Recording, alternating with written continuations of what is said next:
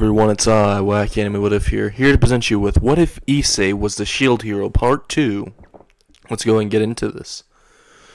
Currently, Issei Hyodo has just walked away from the castle after laughing about what he just did. Sewage King is what he mutters. While Drake says, very, very nice thinking, but I would have probably called him stick with Trash King, kinda partial, or Garbage King, or even better yet, Limp King. And then Issei said, wait, was that last one a dick joke? And immediately Drake said, well, you did rub off on me a little bit. He immediately said, fair point. While they went up to their inn, and immediately he went into his room and fell asleep. Right when he woke up, after a few hours, he decided, I might as well go get some armor or some other weapons or something. I mean, this is a fantasy world, might as well. And I don't want to show all of my abilities all at once. So he immediately got out of the inn and started walking all the way outside towards an armored shop, where he meets a guy named Al. This weird Al guy ends up saying that these are the top of the line weapons. He looks around the shop and ends up seeing absolutely nothing good, because every time he touches a sword, it does not let him pick it up. But every time that he sees an actual shield, lets him pick it up immediately, without glitching or anything around him like that. Basically, it's like the story says, you're too overpowered, we're only giving you crappy shields now. Which, immediately Issei thinks, wow, this must be how the shield hero felt. Must be how Naofumi felt when he couldn't pick up a sword or anything. So he just starts picking up shields and copying them, while literally the blacksmith's like, wait, you can't just copy this. And he immediately starts trying to protect the shields, like just standing in front of them, and he just says, I can do whatever I want. And he just pushes them aside, copying all the shields. Then he walks out being like, bye, fuck nut. And immediately just walks out while Al says, I don't know why, but I want him to come back to my shop. And immediately, Issei just has like this danger sense. And then you just see Al staring at him through the window. And Issei just says, why do I have creepy vibes coming from him? And immediately Drake says, no, it's creepy Uncle Al now. Just call him that. After all, he's getting the creepy uncle vibes. And Issei starts like just saying, yeah, he kinda does. They start walking off, and Issei's thinking, I should probably get some type of companion or something, considering no one will actually want to companion with me because, well, I'm not on the king's good side. So he starts to look around and stuff. He goes to a bar, well, mostly for the food at the bar, not for the drinks. So he immediately starts to order an omelet, rice, and sausages. Once he orders that, it all gets taken to his table. He starts to eat, and some people start to hassle him. 3 guys start walking up towards him. One of them kicks the back of his chair, making him almost fall, but he uses one hand and lifts himself up. He immediately stares at the guy and says, what do you want? And he immediately says, oh no, it's not what I want, it's what you can give, limp dick.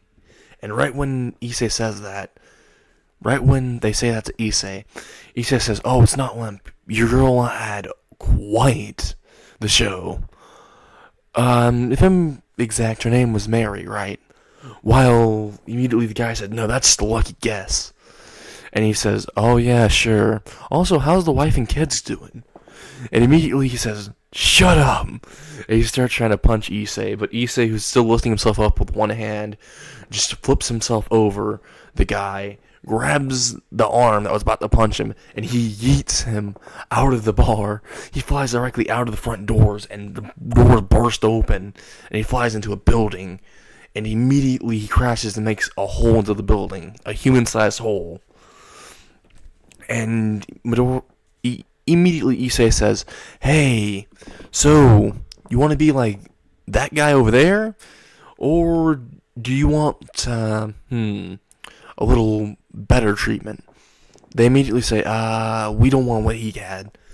While he says, oh no, I think you want what he had.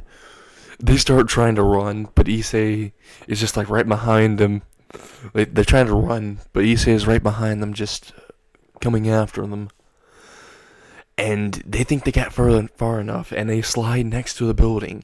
They put their backs towards the building, and they whisper to each other, "I think we got away," while they hear a voice behind them saying, "I can smell you." And they look behind them, they see Issei with the most horrifying rape face ever. And they just pass out, while Issei says, "I wasn't going to do anything to you, I was just going to flick you in the forehead." Never mind. You just start walking away, and there was this slave trader that was in the background, like in the shadows, just watching this, and he's like, "You would be a great customer," while the guy beside him just says, "Now what the fuck tells you that?" And he said, "Because he scared the shit out of those two. Literally, I think I smelled the shit." Immediately, the slave trader says, "Alright, let's go ahead and go. Your name was, Mal, right?" And he says, "Yeah, I'm working for your assistant. How do you not know your assistant's name?" And he says, "Well, I mean, to be honest, I don't think I remember anyone's name." "Alright, Malcolm, come on, follow me." And immediately the slave trader starts walking out of the shadows towards, Issei, and Issei says, "Okay, I'm not here for any of your drugs, not here for your cocaine, for your meth, marijuana, whatever bullshit you have, and I'm not here for any of your prostitution business, probably." While he immediately says, No, this isn't a prostitution service, sir, unless you want it to be, then it can absolutely be one." And then immediately Issei says, No, definitely not. "Also, what are your services?" And he immediately says, "Well, I sell slaves, such as demi-humans, ogres, whatever you can think of." Immediately Issei says, "Alright, so I'm just gonna say no," and he just says, "Alright, what can I get you to make sure that you at least look at the merchandise?" Issei says, "There isn't a thing you can get me that I don't already have." He pulls out a very, very, very interesting magazine, and he says, "How about this? This is the magazine of Bikini Weekly. It has most of the hottest chicks on there." And immediately Issei says, No, that doesn't work on me. I'm much more mature." And he starts to turn away, and he has his eyes closed. And immediately one of the eyes are open, and he starts looking at the magazine. In his mind, he says, I don't need it. Before the guy's about to walk away, he puts his hand on his shoulder and flips him towards him and says, "I need it." Immediately, the guy gave him the magazine, and he started flipping through it while walking with him, and he said, "I just made a new customer." While Mao said, "Didn't you just bribe a customer?" And he's like, "That's still a new customer in my book." While Mao says, "I don't even know how you're open." And he says, "That's a wonder for me too." They immediately go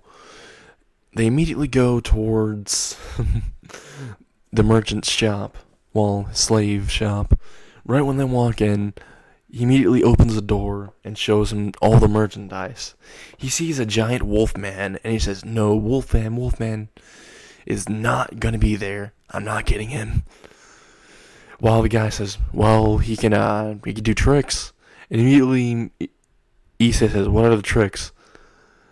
And he says, "Well, he can play fetch." Issei just looks at him and sees how menacing he's glaring at him. And he says, "So he can play fetch with a human skull or something?" And he's like, No, with a tennis ball."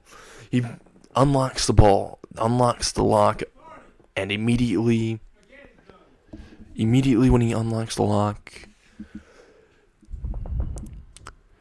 the actual werewolf comes out, and he just throws the tennis ball, and the werewolf immediately starts going after it very quickly. And immediately he hands the ball right back into the guy's arm, and he says, "Yeah, you see, he can play with tennis balls." And Izuku says, "Wait, he can play with balls? Yeah, I don't want this one. I don't want him." And immediately they say, "Okay, I guess not your type. Let's go ahead and look around." Immediately he starts looking around, and he sees a Wally. He's like, "Yeah, I don't want that one either." He says, "Well, we can give you a discount." Issei says, No, I don't want it. That is Raptalia, and I do not want it." because I do not want to take a lolly. And immediately, he just looks at the lolly, and the lolly's just giving him puppy dog eyes. He's like, I don't need it. I don't need it. And immediately in his head, yes, you do. And he's like, yes, I do. Okay, I'll buy this lolly. And immediately, the slave owner says, wait, did you just ask to buy a lolly? While he says, yes, I did. Where's that lolly button? I need to eat myself out of the stratosphere. Immediately, when he says that, he pulls out a lolly button. No, Drake pulls it out and presses it, and he just yeets himself into space. Just kidding. That was all happening in his mind. He's like, alright, I'll buy this kid over here.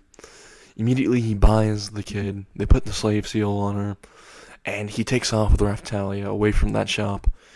And he starts to immediately make potions and stuff like that, and training with Raphtalia.